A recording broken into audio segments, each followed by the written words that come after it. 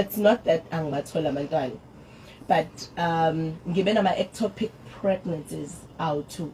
So ectopic pregnancy is when uthi mengabe ukhulelwa umntwana ahlale ku-tube bese kuze kube namhlanje odokotela bakokwazi ukuthi banga remove lokho kusuke ku-tube bakuyise esibelethweni. So uma kukhulela kwi-tube usuke kuzoba nento ebizwa ngokuthi i-tube lizoqhuma ngithi, so ngeke uphile mangase kuqhume because i-tube alinwebeka alidalelwanga ukunwebeka kukhulele umuntu kulona. So ngiyabathola abantwana. So I'm not barren. Okay.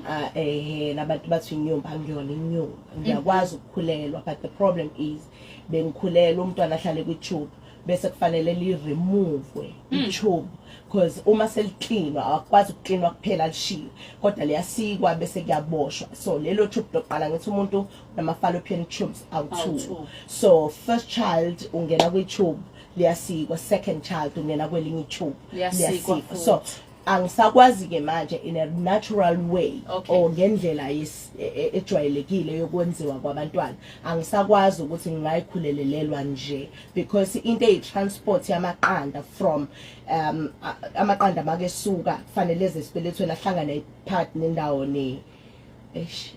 mamzane nembewu yes ahlangane nembewu bese kwakhe kumntwana kuhlala esibelethweni mina bekwenzeka kwi-tube. So ama-tubes wami wo-2 asikiwe, so angisakwazi ukuthola abantwana ngaleso sizathu. So ngi-understand-eke kwi-process yokuhlinzwa ngikhishwa i-tube ngiphinde ngihlinzwe ngikhishwa i-tube ukuthi ngisakwazi ukuthi ngizenzele umntwana in a natural. Mufasa took down his whole family, one man. And he's not even showing remorse in him taking down his whole family. Like, bruh, like, yesterday's episodes, I don't have anything to say. I'm just, ooh. Makumalo, my babe, like, you need to leave that man. He outright called you a failure. And he knows your struggles. And he outright said that he's jealous of you because now fame and whatever is because of his surname. Babe, we'll love you without that surname. It's not that deep.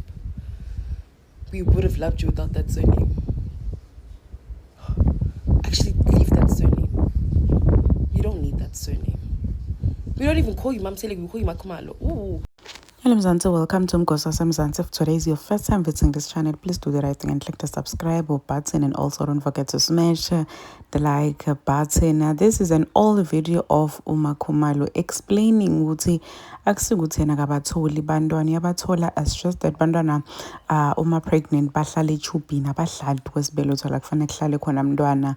Le video leni resurface laphana aku TikTok. This is after the last episode la umusamsele kusaid ukuthi uMakhumalo akendi into lekufanele ayende labidelo yona la aganele yona, and people assumed ukuthi ukhuluma ngokuthi akatholi bantwana. Wakhipha ivideo umusamsele explaining ukuthi ayiqha bahlala ningivanga kahle mina angishongo njalo bengakhuluma ngokuthola abantwana. This had nothing to do nokuthola abantwana niyagagamela njena nihlanganisa into leti ngahlangani. Hence why TikTokers and like people in general, they were so fuming ukuthi how dare you drag Umakhumalo like that on a TV like platform kasana ATV uvele umdreke kanjalo njena. And people felt ukuthi he is very disrespectful.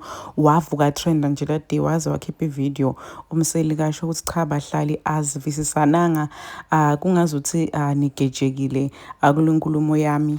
Mina bengakhuluma ngokuthi uMakhumalo akatholi bantwana, bengisho ukuthi akendi into laganele yona, instead wenda the opposite. Angikhulumi nje ngokuthola abantwana, bantu bafila ngazuthi uqamba mangomusamsele kubona ukuthi uyatrend and everyone is dragging him, but so zama kwenda i-damage control. But vele bekamina kokuthi uMakhumalo akatholi bantwana cause wayangakhuluma ngabo mangwabo, wayangakhuluma ngabo mayini since nabo bayamvuva, wayavela khethe ukukhuluma ngamakhumalo. Please do comments what you think below down in the comment section. Don't forget to hit the notification bell.